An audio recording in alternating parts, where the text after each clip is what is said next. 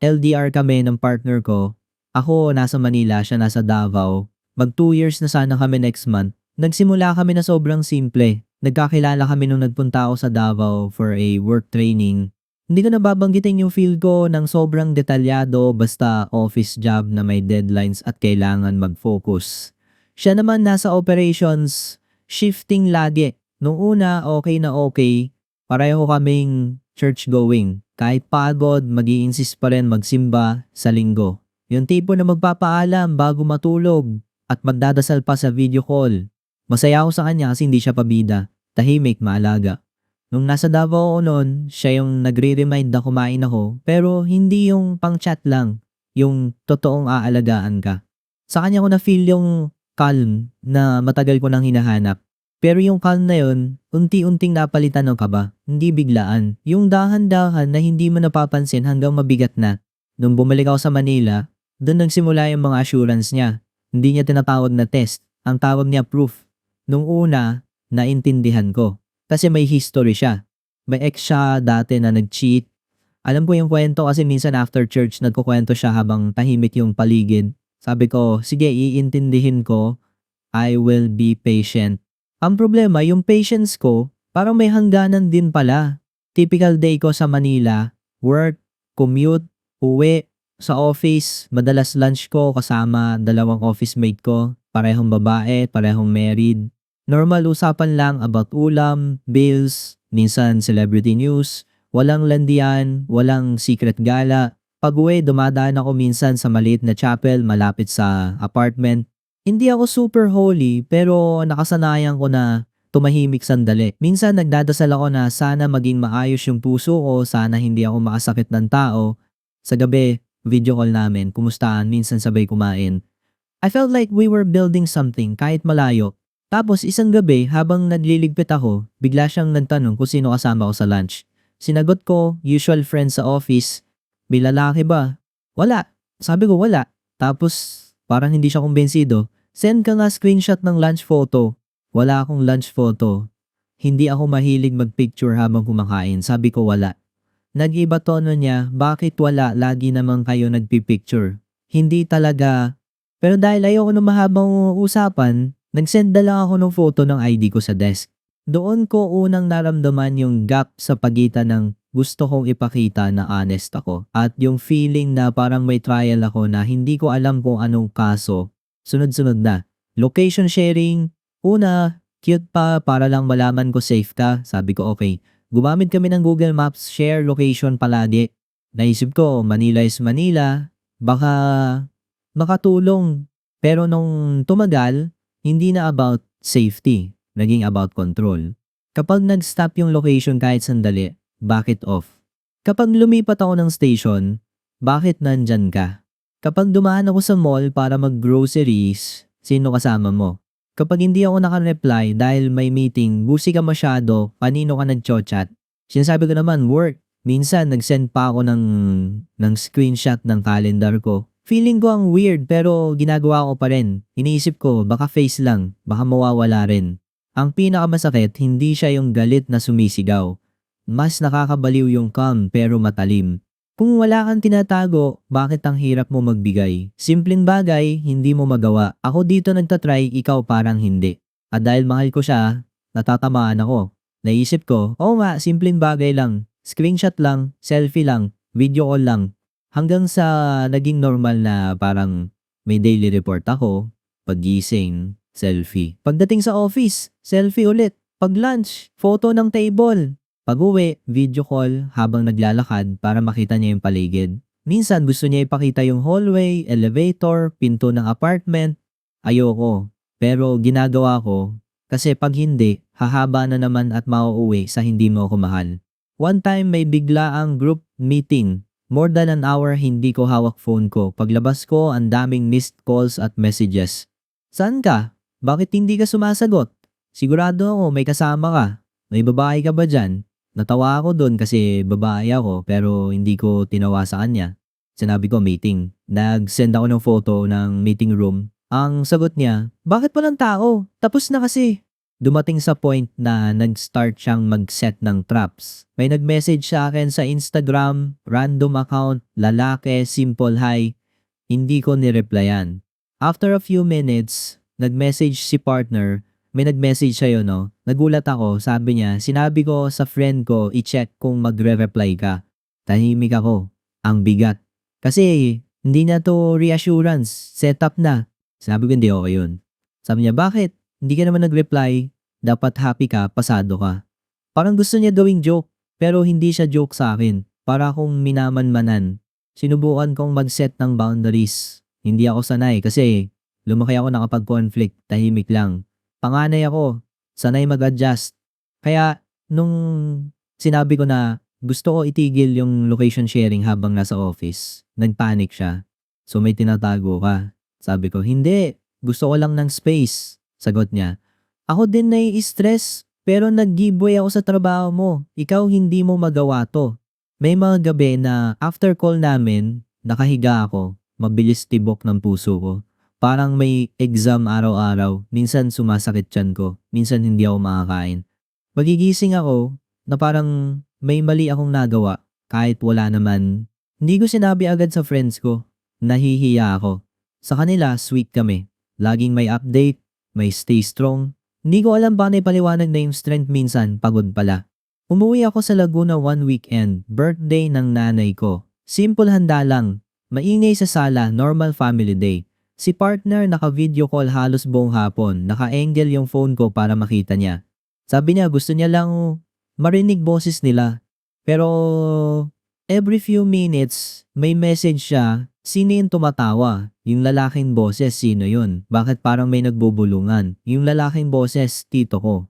Yung bulungan, nanay ko at kapatid ko tungkol sa ulam. Pero sa kanya, parang lahat clue. Gabi nun nag-away kami. Kasi ayaw ko makatulog na may call, pagod ako. Sabi niya, kung totoo yan, bakit ayaw mo na naririnig ko habang natutulog ka? Dati okay. Dati okay kasi hindi pa ako drained. May isang araw sa office na hindi ko makakalimutan. May emergency sa team, kailangan ayusin report. Nakafocus ako, hindi ko napansin low battery. Namatay phone ko. Halos 2 hours bago ko na-charge at nabuksan ulit. Pagbukas ko, parang bagyo yung messages. Nag-off ka, sino kasama mo, wag mo ako gawing tanga. Hindi niya alam, umiiyak na ako sa office. Hindi dahil sa report, kundi dahil sa feeling na kahit anong gawin ko, mali pa rin. Tinawagan niya ako, nasaan ka ngayon? Sa office pa? True, napatigil ako. Parang wala akong karapatan maging tao na busy. Nag-send ako ng photo ng screen ko, kita yung file. Tapos tanong niya, bakit may chat bubble sa gilid? Teams message yon ng boss ko, pero sa kanya, chat bubble means may kausap akong iba. Doon ako napuno, hindi sigaw. Yung tahimik na napakasakit, sinabi ko, ayoko na nito, pagod na ako. Umiyak siya, so iiwan mo ko. Tama ako, magaling ka magtago. Sabi ko, hindi ako magaling magtago, pagod lang ako. Sabi niya, pagod ka sa akin, hindi ka na tulad dati. Oo, hindi na ako tulad dati. Kasi dati may trust pa, ngayon puro test. Kinabukasan, nag-try akong ayusin ulit. Nag-sorry ako sa tone, sabi niya magbabago siya, natatakot lang daw siya. Naawa ako kasi mahal ko. Sabi ko, step by step. Nagtagal lang 1 linggo na mas okay. Bawas check, bawas demand. Nakahinga ako.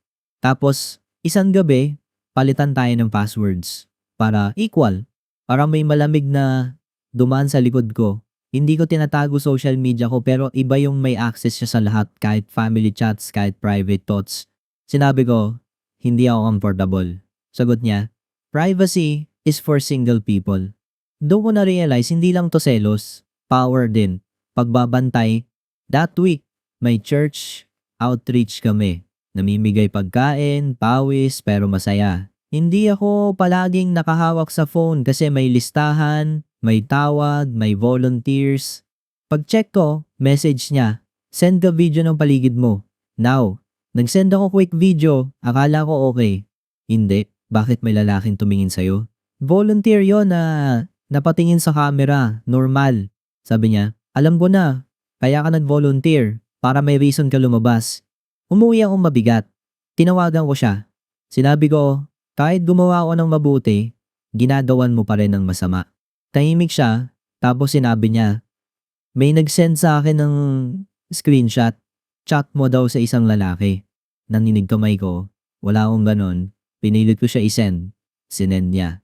Labo, crop, walang date, hindi buo pangalan, kita lang yung ingat. Common word yun sa akin, ginagamit ko sa kapatid ko, sa tatay ko. Tapos yung style ng chat, hindi naman app ko, parang edited. Sabi ko, hindi to akin. Sagot niya, sinungaling ka. Huminga ako. Sinabi ko kung hindi mo ako kayang paniwalaan, wala akong magagawa. Pero hindi ako magbibigay ng password. Hindi ako magbibigay ng access. Hindi ako magpapaikot sa screenshot na hindi ko alam kung saan galing. Nagbanta siya pupunta Manila bigla para harapin ako. Dati kikiligin ako sa idea na bibisita siya, ngayon natakot ako.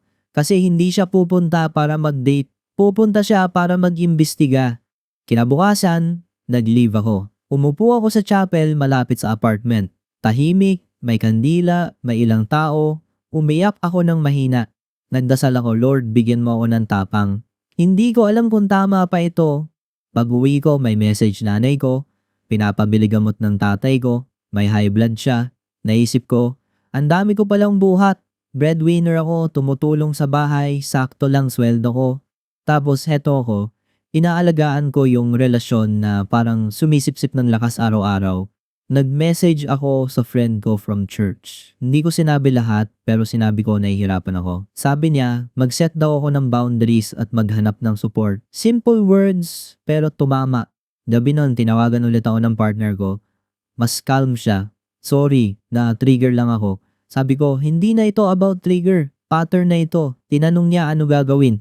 Doon ako nag-explain ng klaro. Ayoko na ng location sharing na full-time. Pwede kapag travel o late night pero hindi araw-araw. Ayoko na ng screenshots. Ayoko na ng trap accounts. Kapag may duda, kausapin mo ako ng maayos. Tahimik siya. Hindi ko alam kung kaya ko. Masakit. Kasi ibig sabihin, hindi niya kayang mag-trust. Sabi ko, kaya mo kung gusto mo. Sabi niya, paano kung lokohin mo ako? Sabi ko, paano kung sakalin mo ako ng hinala hanggang mawala ako? Hindi ko sinasadya maging harsh. Pero totoo, unti-unti na akong nawawala. Ang twist, umamin siya kung sino nag-send ng screenshot. Pinsan niya. Yung pinsan na laging kasama niya sa bahay, madalas niyang kausap sa breaks. Yung pinsan na ayaw sa akin mula pa noon, sabi niya, test lang daw para malaman natin kung loyal ka. Parang may kumalabog sa dibdib ko. Kasi kahit pinsan niya yun, partner ko pa rin ang pumayag, partner ko pa rin ang naniwala. Sinabi ko, kahit anong test, hindi mo makukuha yung gusto mo. Ang gusto mo, certainty. Pero sa relasyon, choice araw-araw. Tahimik siya, I love you, at doon ako naiyak ulit.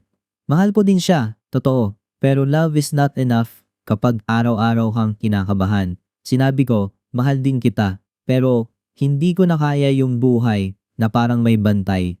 Nag-offer siya na mag-counseling kami online, church counselor. Sabi niya mag-step back siya, lalayo siya sa pinsan niya sa usapang ganito. Gusto ko maniwala, pero may part sa akin na nagtatanong bakit kailangan umabot sa ganito bago niya makita.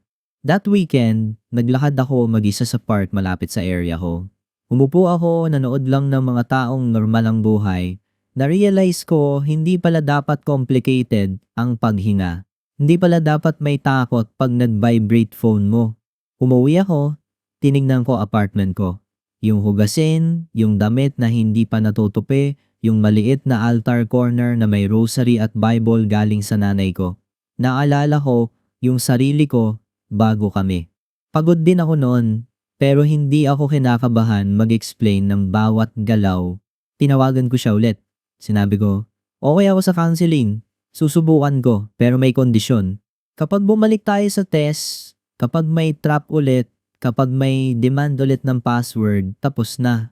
Hindi dahil ayaw ko siyang mahalin, kundi dahil kailangan ko ring mahalin sarili ko. Umoo siya. Hindi ko alam kung sincere o takot lang. Pero, malinaw. Ngayon, 2 months na kaming ganito. Hindi perfect. May mga araw na nag-slip siya, nagtatanong ng paulit-ulit, pero mas mabilis na niya tinapalma sarili niya. May mga araw na ako naman yung nagiging cold kasi may trauma na katawan ko sa pattern namin. Kapag tinanong niya, nasaan ka? Minsan nagiinit agad ulo ko kahit normal lang yung tanong. Nag-aaral kami ulit paano maging normal. Minsan nagdadasal pa rin kami sa call. Mas honest na ngayon. Ako, Lord, tulungan mo ako maging firm pero hindi cruel. Siya, Lord, tulungan mo ako magtiwala. Hindi ko alam saan kami pupunta. Pero alam ko, hindi na ako babalik sa version ko na nag-submit ng selfies at screenshots para lang mapatahimik yung takot ng iba. Hindi ako robot, hindi ako mapa, tao ako. May trabaho, pamilya, pananampalataya, pagod, may mga araw na gusto ko lang manahimik at kumain ng tahimik na dinner na walang interrogation. Kung may makakabasa nito na nasa parehong sitwasyon, hindi ka masamang partner kapag gusto mo ng boundaries. Hindi ka rin automatic na cheater kapag ayaw mo i-share lahat. Pwede kang magmahal nang hindi ka nagpapakulong. The end. Thank you for watching this video. Don't forget to come back tomorrow for more stories. Once again, I'm Lechon and I'll see you next time.